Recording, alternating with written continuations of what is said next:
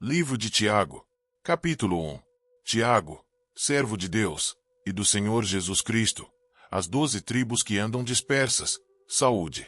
Meus irmãos, tende grande alegria quando enfrentardes várias tentações, sabendo que a prova da vossa fé opera a paciência. Tenha, porém, a paciência sua obra perfeita, para que sejais perfeitos e completos, sem faltar em coisa alguma. Se algum de vós tem falta de sabedoria, peça a Deus, que a todos dá liberalmente, e o não lança em rosto, e ser-lhe-á dada. Peça-a, porém, com fé, em nada duvidando, porque o que duvida é semelhante à onda do mar, que é levada pelo vento, e lançada de uma para outra parte. Não pense tal o homem que receberá do Senhor alguma coisa. O homem de ânimo dobre é inconstante em todos os seus caminhos. Mas glorie-se o irmão abatido na sua exaltação, e o rico em seu abatimento, porque ele passará como a flor da erva. Porque sai o sol com ardor, e a erva seca, e a sua flor cai, e a formosa aparência do seu aspecto perece.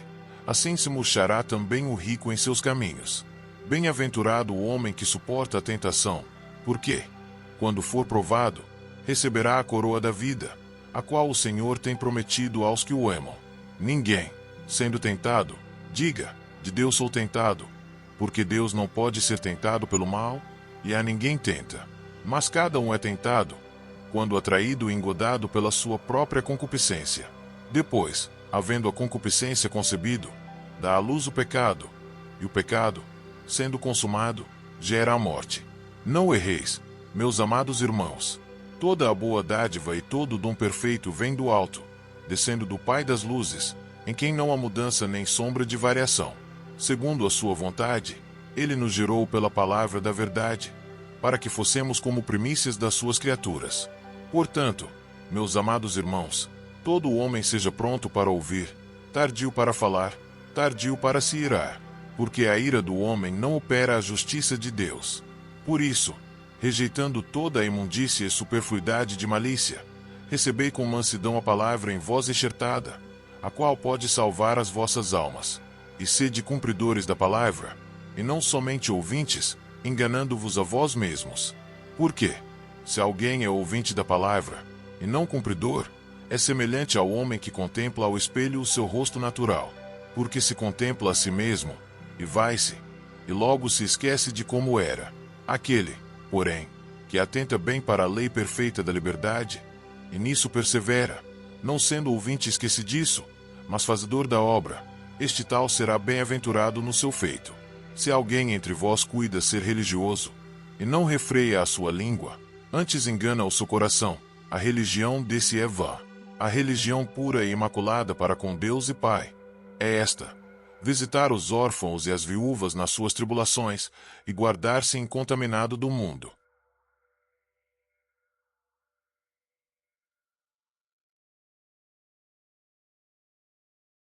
Capítulo 2. Meus irmãos, não tenhais a fé de nosso Senhor Jesus Cristo, Senhor da glória, em acepção de pessoas. Porque, se no vosso ajuntamento entrar algum homem com anel de ouro no dedo, com trajes preciosos, e entrar também algum pobre com sórdido traje, e atentardes para o que traz o traje precioso, e lhe disserdes, assenta-te tu aqui num lugar de honra, e disserdes ao pobre, tu, fica aí em pé, ou assenta-te abaixo do meu estrado. Porventura não fizestes distinção entre vós mesmos, e não vos fizestes juízes de maus pensamentos?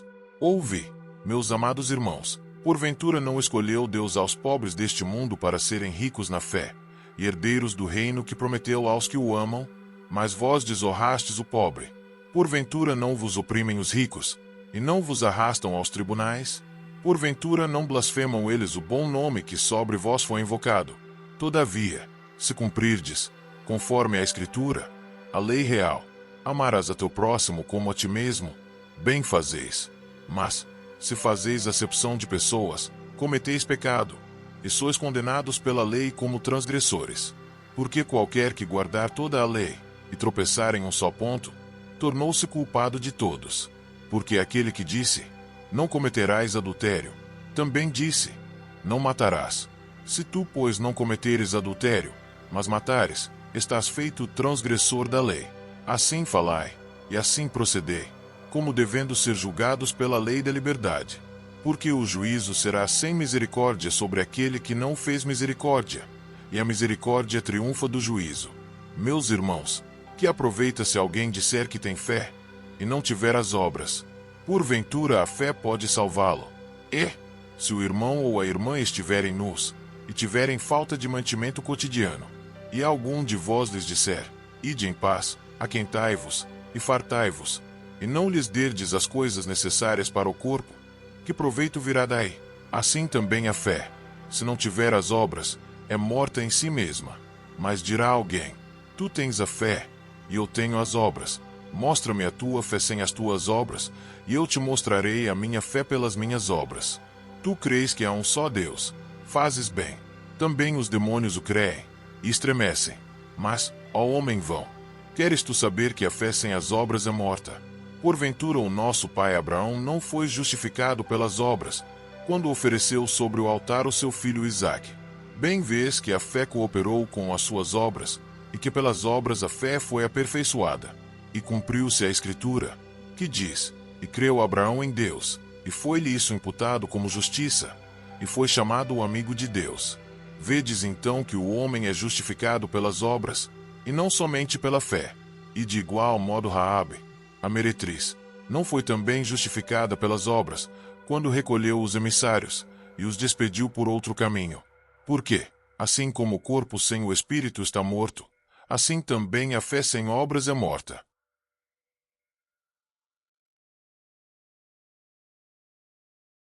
Capítulo 3. Meus irmãos, muitos de vós não sejam mestres, sabendo que receberemos mais duro juízo. Porque todos tropeçamos em muitas coisas. Se alguém não tropeça em palavra, o tal é perfeito, e poderoso para também refrear todo o corpo. Ora, nós pomos freio nas bocas dos cavalos, para que nos obedeçam, e conseguimos dirigir todo o seu corpo. Vede também as naus que, sendo tão grandes, e levadas de impetuosos ventos, se viram com um bem pequeno leme para onde quer a vontade daquele que as governa. Assim também a língua é um pequeno membro, e glória-se de grandes coisas. Vede com grande bosque um pequeno fogo incendeia. A língua também é um fogo. Como mundo de iniquidade, a língua está posta entre os nossos membros, e contamina todo o corpo. Inflama o curso da natureza, e é inflamada pelo inferno. Porque toda a natureza, tanto de bestas feras como de aves, tanto de répteis como de animais do mar, se amansa e foi domada pela natureza humana. Mas nenhum homem pode domar a língua. É um mal que não se pode refrear. Está cheia de peçonha mortal. Com ela bendizemos a Deus e Pai, e com ela amaldiçoamos os homens, feitos à semelhança de Deus. De uma mesma boca procede bênção e maldição. Meus irmãos, não convém que isto se faça assim. Porventura deita alguma fonte de um mesmo manancial água doce e água amargosa. Meus irmãos, pode também a figueira produzir azeitonas, ou a videira figos. Assim tampouco pode uma fonte dar água salgada e doce. Quem dentre vós é sábio e entendido? Mostre pelo seu bom trato as suas obras em mansidão de sabedoria. Mas, se tendes amarga inveja, e sentimento contencioso em vosso coração, não vos glorieis, nem mintais contra a verdade. Essa não é a sabedoria que vem do alto, mas é terrena, animal e diabólica. Porque onde há inveja e espírito contencioso, aí há perturbação e toda a obra perversa. Mas a sabedoria que do alto vem é, primeiramente pura, depois pacífica, moderada, tratável, cheia de misericórdia e de bons frutos, sem parcialidade e sem hipocrisia. Ora, o fruto da justiça semeia-se na paz, para os que exercitam a paz.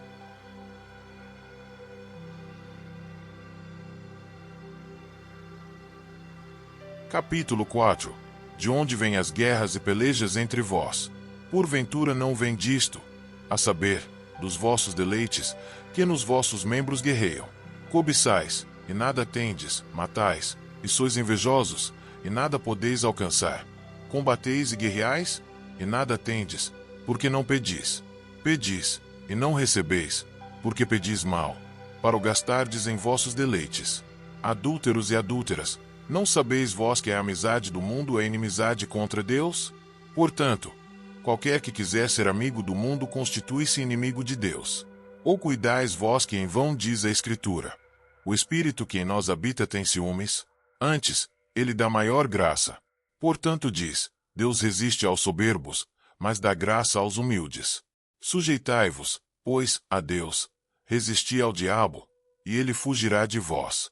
Chegai-vos a Deus, e ele se chegará a vós. Limpai as mãos, pecadores, e, vós de duplo ânimo, purificai os corações. Senti as vossas misérias, e lamentai e chorai. Converta-se o vosso riso em pranto, e o vosso gozo em tristeza.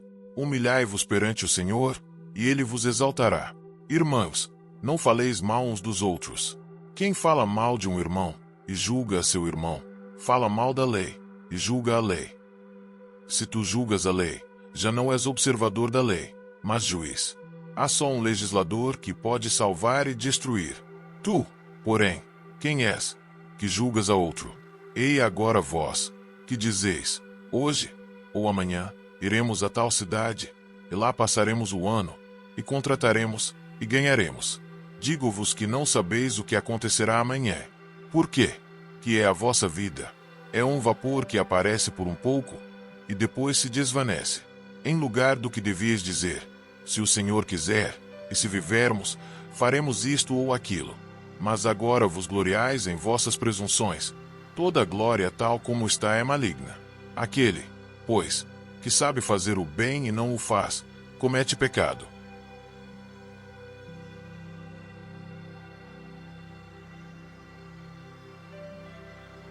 Capítulo 5. Eia, pois, agora vós, ricos, chorai e pranteai, por vossas misérias, que sobre vós hão de vir. As vossas riquezas estão apodrecidas, e as vossas vestes estão comidas de traça. O vosso ouro e a vossa prata se enferrujaram, e a sua ferrugem dará testemunho contra vós, e comerá como fogo a vossa carne. Entesourastes para os últimos dias. Eis que o salário dos trabalhadores que ceifaram as vossas terras, e que por vós foi diminuído, clama, e os clamores dos que ceifaram entraram nos ouvidos do Senhor dos Exércitos. Deliciosamente viveste sobre a terra, e vos deleitastes, cevastes os vossos corações, como num dia de matança. Condenastes e matastes o justo, ele não vos resistiu.